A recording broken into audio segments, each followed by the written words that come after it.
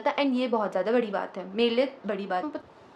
अब मैंने क्या किया, मैंने बोला कि तुम्हें यकीन नहीं हो रहा तो मैं तुम्हें अपनी पॉकेट दिखा देती हूँ। मैंने पॉकेट निकाली जिसमें मेरे 50 रुपीज़ मेरे हाथ पे, मैंने बोला देख लो, इसके अलावा मेरे पास कुछ भी नहीं।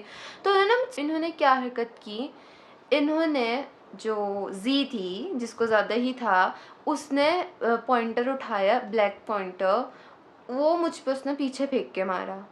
उससे पहले उससे मेरे पढ़ना शुरू हो गए। They are like Arma please sorry, Arma please sorry.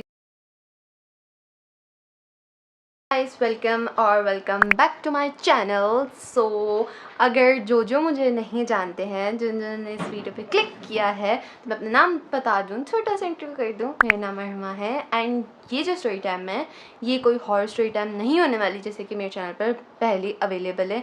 This is going to be life and ये तब हुआ था जब मैं स्कूल में थी। तो मैंने सोचा कि अब मेरा जो स्कूल है वो ख़त्म हो गया है and I am in college right now. मैं गई नहीं हूँ, बट मैं ऐसे चली गई हूँ, गई नहीं हूँ, बस समझ लो। तो मैं अपने ये सारे इंसिडेंट्स एंड चीज़ें जो भी हुई हैं वो तुम लोग के साथ शेयर करूँ, बिकॉज़ आई थिंक सो ये वो चीज़ें हैं जो मैं खुद सोचती हूँ अभी के यार ये हुआ था, ये मैंने किया था, ये उसने किया था, और इतनी सी बात पे लड़े थे, इतनी सी बात पे ये हुआ था। तो ऐसा है। और आई थिंक तुम सब की भी दिन जिनकी स्कूल लाइफ ख़त्म हो गई है उनके एम्बेरसिंग मोमेंट्स हुई होंगी, तुम सब ये सोचते हो कि यार कैसे हो गया ये सब। सो आज की जो ये मेरी स्टोरी है तो ये तब की है जब I was in 7th class, मैं 7th स्टैंडर्ड के अंदर थी। तो अगर मैं तुम्हें अपने बारे में बताऊँ थोड़ा सा, अपने स्कूल के बारे में एंड अपने क्लास के बारे में कि मेरी खुद की पर्सनैलिटी कैसी थी जब मैं स्कूल लाइफ में थी। एज़ यू नो कि हम जब बड़े होते रहते हैं डेवलप कर रहे होते हैं अपनी पर्सनैलिटी उस पर बेसिकली। तो मेरी 6th क्लास तक आई वॉज़ अ गर्ल जो बहुत ही ज़्यादा इंट्रोवर्ट थी, क्योंकि मुझे लिटरली ये नहीं पता होता था मेरी क्लास में कौन है, मुझे ये नहीं पता मेरे आगे जो बच्चियाँ बैठ रही हैं वो कौन है, उनके नाम क्या है, मुझे किसी से कुछ लेना देना नहीं था सिवाय जो मेरी फ्रेंड्स हैं उनके अलावा। मैं ना किसी के पास जाती थी, ना कि मैं किसी से बात करना पसंद करती थी। तो 6 इयर्स तक मुझे यही नहीं पता था मेरे बैच के अंदर कौन कौन है, जिनके साथ मैंने अभी 10th कंप्लीट की है, कौन कौन है मैं नहीं जानती थी उन लोगों को। एंड आफ्टर 6 जब मैं 7th में आई, that was a peak era and peak moment in my life, and I can't forget 7th class because 7th class just changed myself. 7th class में I was so extrovert, मैं इतनी extrovert हो गई थी। Like जहाँ पे मुझे तीनों क्लासेस में बच्चों के नाम नहीं पता था, मैं किसको जानती हूँ और कौन कैसा है। कि हमारे स्कूल में ऐसा होता था, हमारी क्लासेस के अंदर ऐसा होता था कि एक बच्ची पूरे सेक्शन में सबको जानती है, बाकी दोनों सेक्शन में भी सबको जानती, 3 ही तो सेक्शन थे। तो मैं वो बच्ची बन गई थी जो सबको जानती है, उसकी बात तो नहीं लेकिन हाय हेलो सबसे है एंड उसको इतना पता है कि इसका नाम ये, इसका नाम ये, इसका नाम ये, बस इतना मुझे ये सब पता था। एंड ये बहुत ज़्यादा बड़ी बात है, मेरे लिए बड़ी बात है, तब के हिसाब से बहुत बड़ी बात है ये। तो मुझे इस वजह कि मैं अपनी क्लास के साथ बहुत ज़्यादा घुल मिल गई थी। एंड इवन मैं वो लड़की हो गई थी कि मतलब मैं किसी के साथ भी जाके बैठ के बातें कर सकती थी, मैं किसी के साथ भी लंच कर सकती थी, मैं किसी से भी बातें कर लूँगी। एंड मैं वो पर्सन बन गई थी। And still I have my own friends, but अगर वो नहीं आई है तो ऐसा नहीं है कि मैं अकेले बैठी रहूँगी एंड मैं अपने किसी कोने में लंच करूँगी, नहीं, मैं किसी के साथ भी चली जाऊँगी एंड वो सभी मेरे साथ होते थे because they enjoy the company and I also enjoy the company.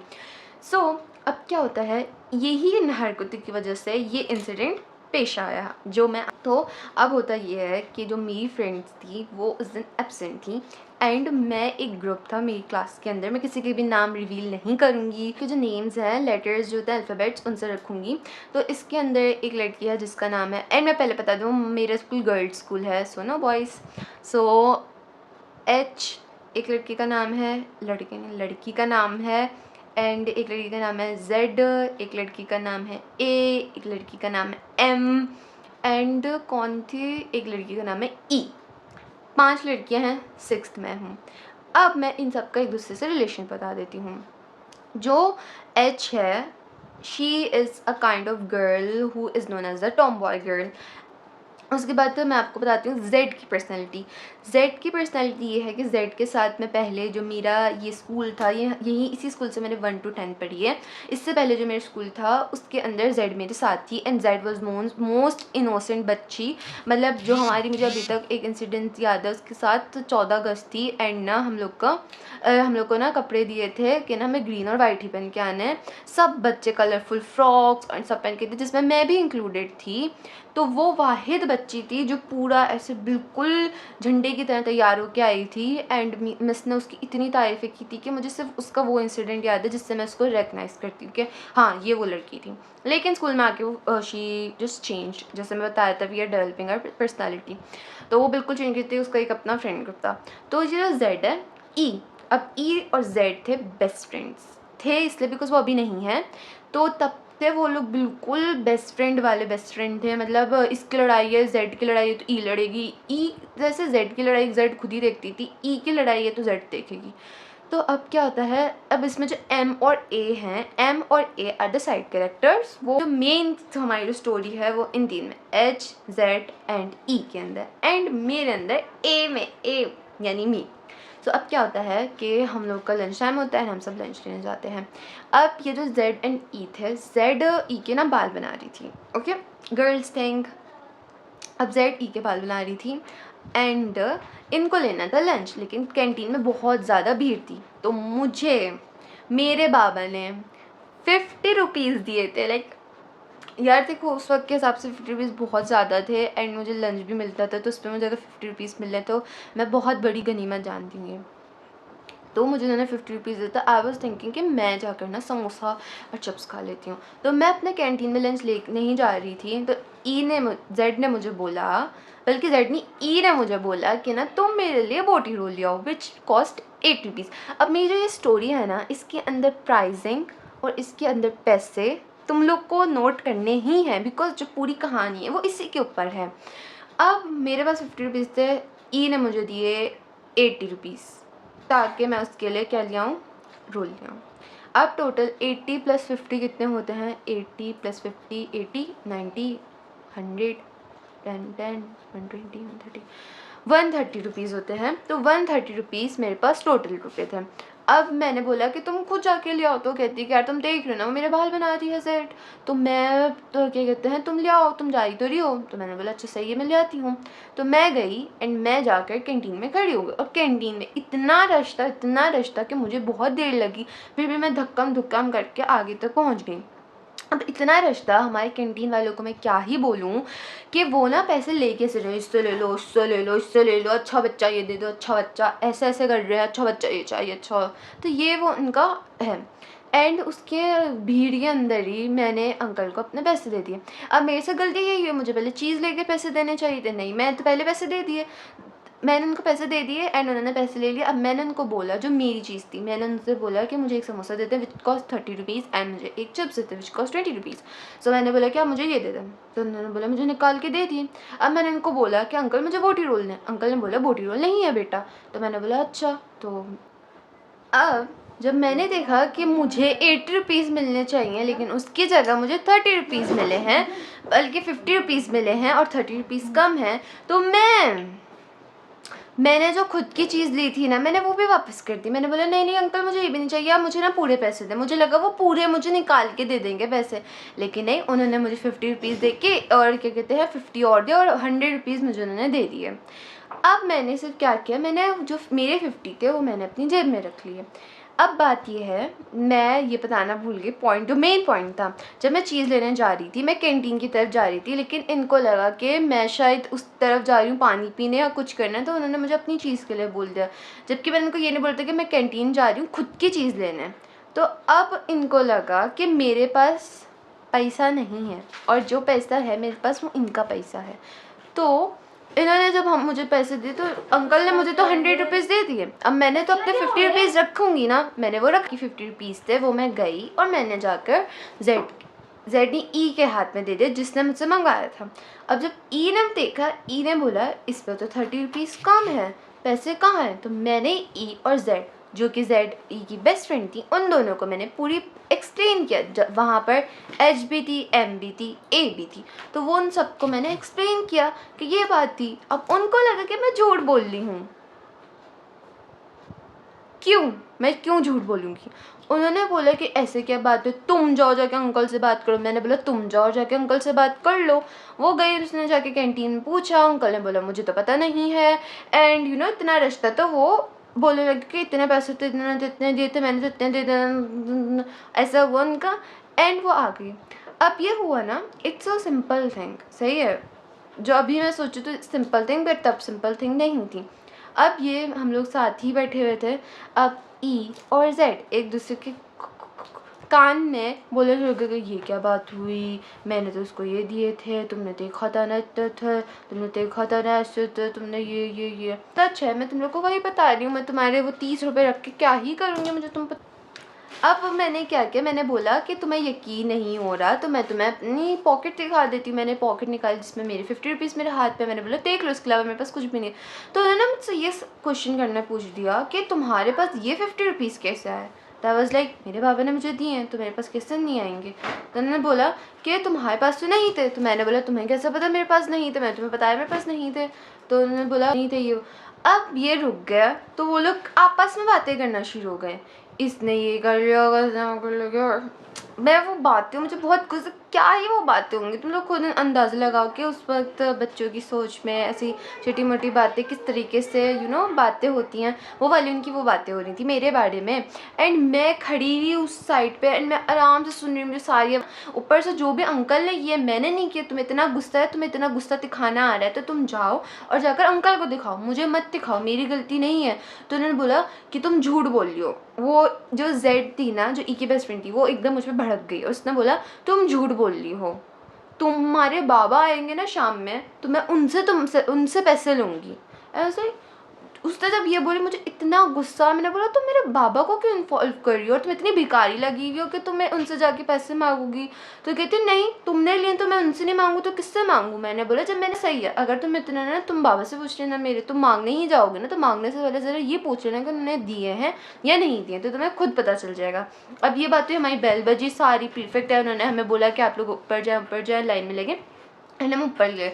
मुझे लगा कि अब ये बात ख़त्म हो गई है, आगे नहीं जाएगी ये बात। लेकिन मुझे नहीं पता था कि वो लोग इतनी ज़्यादा अब मैं क्लास में गई हूँ, एंड जो मेरी फ्रेंड थी, वो मेरी जो फ्रेंड थी, मैंने उसको अपनी ये सारी बातें बताई हैं।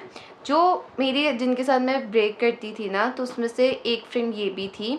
तो मैंने इसको, ये आज आई थी, लेकिन इसको किसी और के साथ, इसका एक अलग ही सीन था, एक लड़की इसके पीछे पड़ी हुई थी, इट्स सो टेरेबल। तो मैंने इसलिए उसके साथ ब्रेक नहीं की थी उस दिन।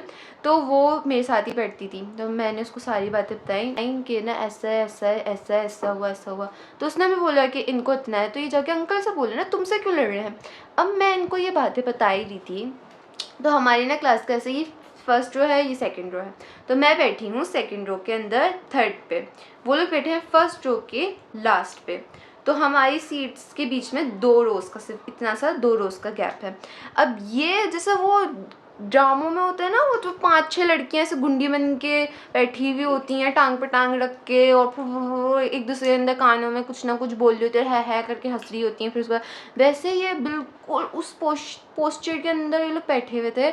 एंड ये लोग ना बोलने शुरू हो गए यही सारी बातें, इसके तो हम बाबा को बोलेंगे शाम में जाकर, मैं देखना इनको बताऊंगी, मैं तो इनको ये करूँगी। मुझे इतना गुस्सा आ रहा है, मुझे इतना गुस्सा आ रहा है। तो यार मुझे बोली कि तुम रहने दो, छोड़ दो।